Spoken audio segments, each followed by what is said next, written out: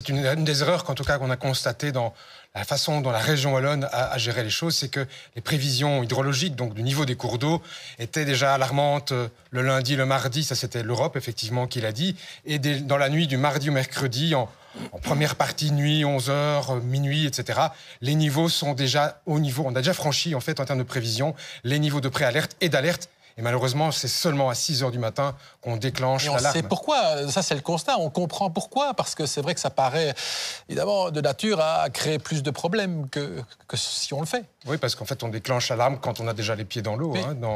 Au niveau de la Vesdre. Donc la difficulté, c'est quoi? C'est que le système, visiblement, de la région wallonne n'organise pas une permanence continue.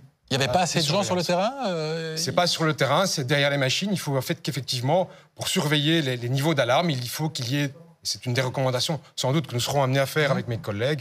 Mais il faut qu'il y ait une permanence 24 heures sur 24 pour surveiller, quand il y a un niveau d'alarme, tirer la sonnette d'alarme le plus rapidement possible. Mais pour bien comprendre, M. Decken, ça veut dire que les alarmes arrivaient et que personne ne les voyait.